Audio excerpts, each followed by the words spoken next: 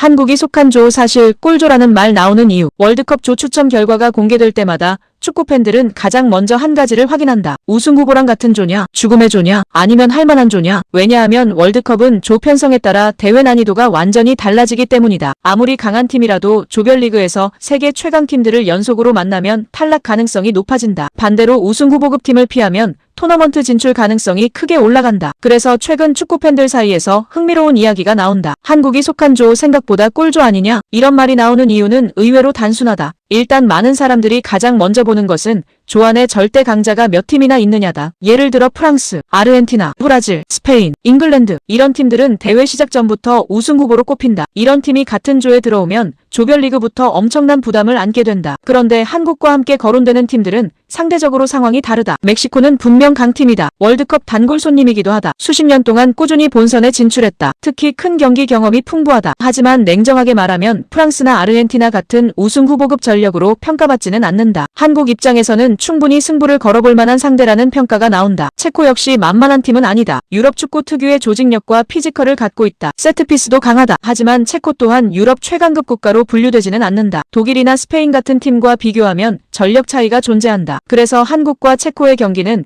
사실상 조별리그 최대 승부처가 될 가능성이 높다는 이야기가 많다. 남아프리카 공화국도 쉽게 볼 상대는 아니다. 아프리카 팀들은 기본적으로 운동 능력이 뛰어나다. 스피드와 피지컬이 강점이다. 경기 흐름이 열리면 예상치 못한 결과를 만들기도 한다. 하지만 객관적인 전력에서는 조 최강 후보로 평가받지는 않는다. 그래서 많은 축구 팬들이 말한다. 한국이 조 1위는 몰라도 2위 경쟁은 충분히 할 수 있다. 실제로 월드컵에서는 조별리그를 통과하는 것이 가장 중요하다. 16강만 가면 이야기가 달라진다. 토너먼트는 단판 승부다. 한 경기 잘하면 역사를 만들 수 있다. 2002년 한국도 그랬다. 2022년 모로코도 그랬다. 월드컵은 리그가 아니다. 전력이 조금 부족해도 조직력과 집중력으로 충분히 이변을 만들 수 있다. 그래서 조 편성이 중요한 것이다. 물론 방심은 금물이다. 월드컵에 올라온 팀 중 약팀은 없다. 예선에서 수많은 경쟁을 뚫고 올라온 나라들이다. 조금만 준비가 부족해도 예상 밖 결과가 나올 수 있다. 실제로 월드컵 역사에는 강팀이 조별리그에서 탈락한 사례가 수없이 많다. 그래서 전문가들도 한국이 무조건 올라간다고 말하지는 않는다. 다만 과거처럼 조 추첨 결과를 보고 한숨부터 나오는 상황은 아니라는 평가가 많다. 무조건 이길 수 있는 팀도 없지만